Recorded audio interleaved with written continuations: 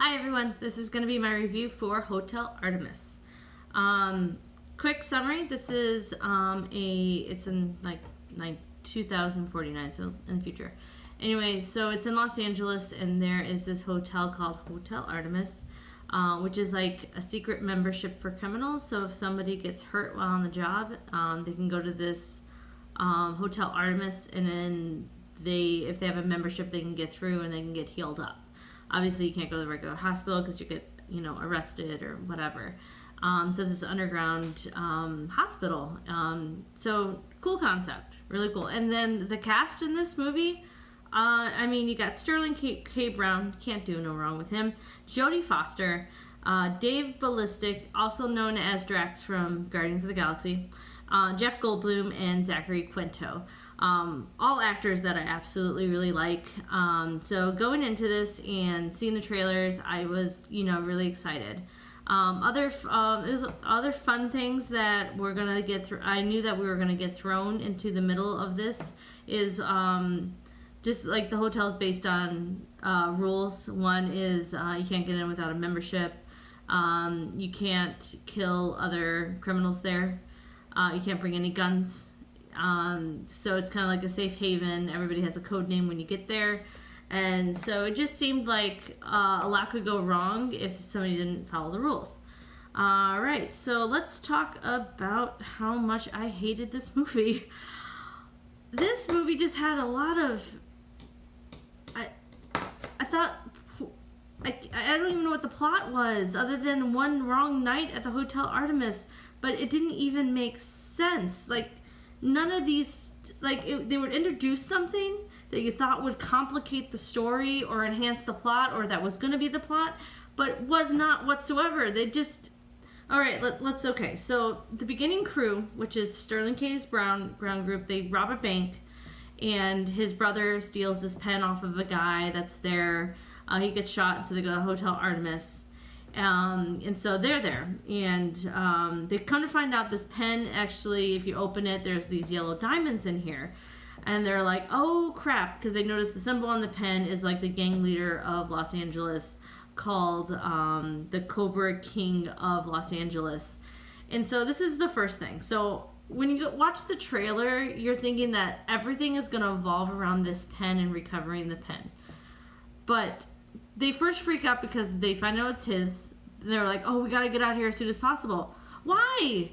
It's not like the Cobra King knew that they had the pen. There was no, the guy came back and told, because the guy was shot. So how would they even know? I don't even know why that was a big worry, because how would the Cobra King guy even know? So I don't understand that. But it could have been a really good plot. It could have been a really great story, people breaking in to get that pen. But the pen just got thrown away. Also, when his crew gets there, one of his crew guys that got injured doesn't have a membership, so is not allowed in. And he kind of gets kicked out by this bouncer.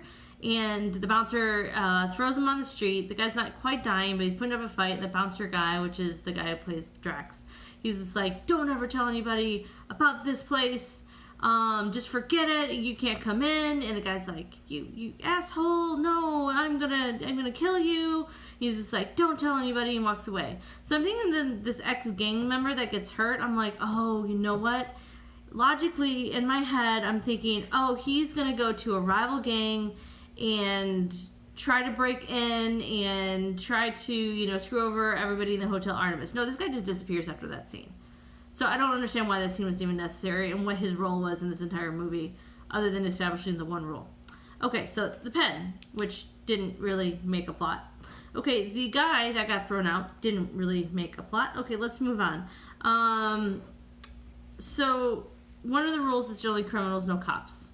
So there is this girl who, from Jodie Foster's, the nurse, the person who runs it, who knew... Jodie Foster, kind of knew about it. They didn't really explain how this cop woman knew about the Hotel Artemis. Anyway, Jodie Foster agrees to let her come in to heal her, because apparently Jodie Foster's character knew her from the past. But they don't explain how she knew her from the past, other than Jodie Foster's son, who died, apparently this cop woman knew that, but they didn't explain what the relationship was.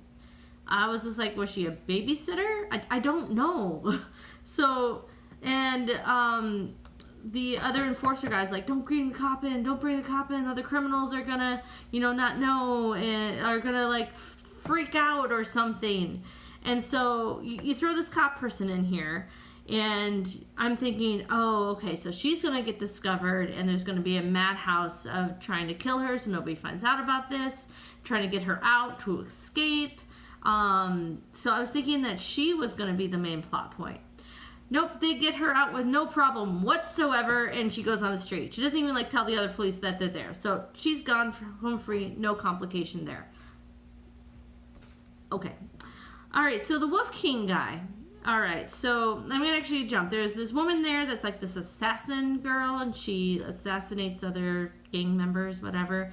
So she basically shoots herself so she can get into the Hotel Artemis that night.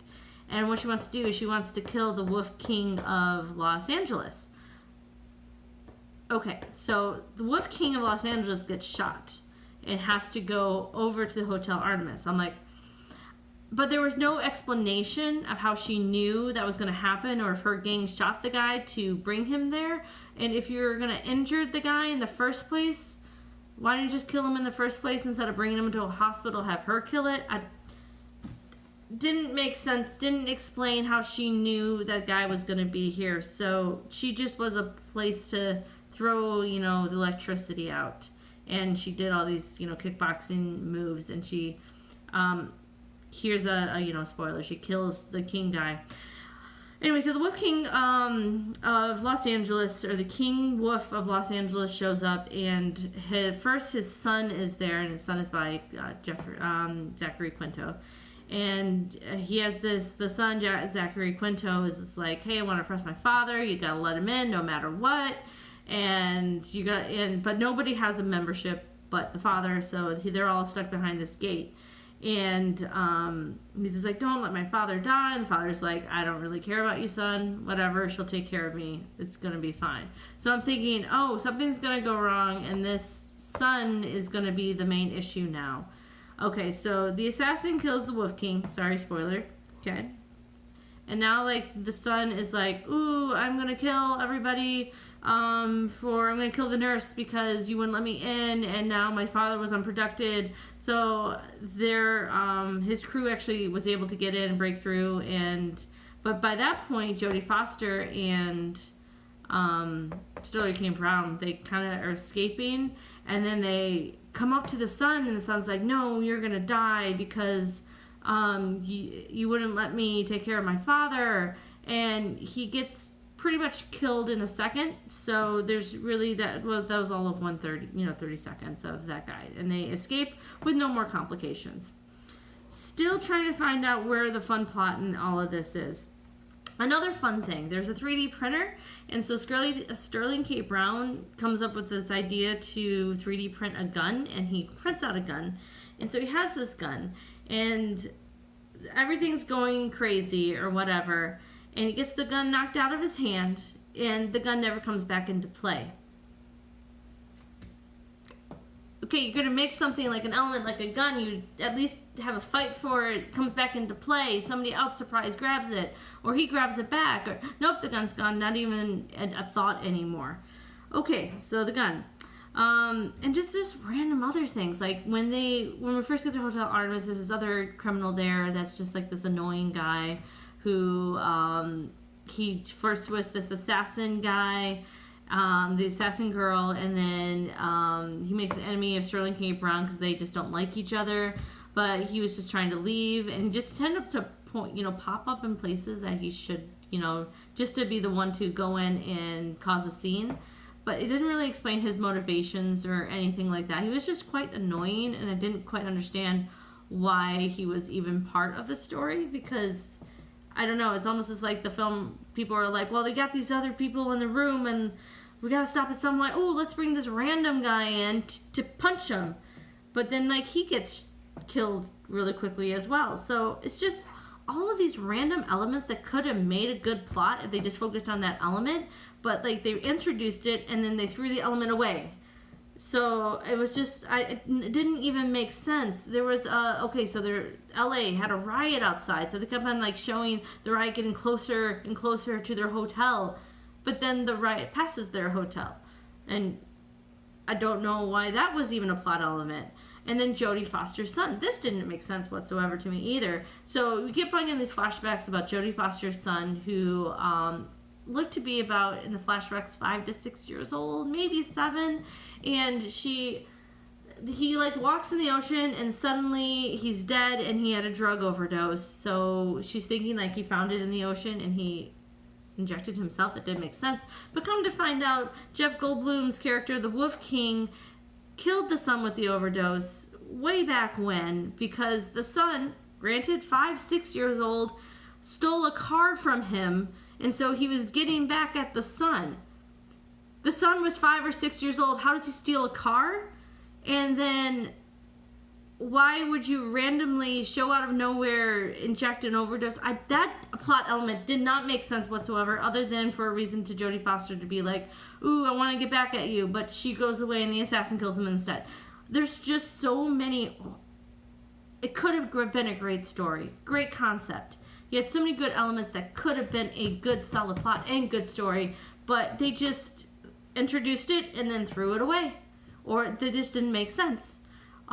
Just such a bad movie. So obviously it's going to rank pretty low on my list. Actually, out of 21 movies I've seen this year, I'm ranking it at number 20. I would rather actually watch this again than Den of Thieves, because that movie was beyond horrible, but I think they're almost tying. And yes, I would rather watch Hurricane Heist 5 times over before I see Hotel Artemis again, because at least Hurricane Heist had a story and it made sense, whereas this one did not make sense. So save yourself the trip, the money, don't watch Hotel Artemis. And I take back my statement. I thought Sterling K. Brown could do no wrong. This movie was horrible. Just horrible. All right. That's the end. Sorry for the long rant.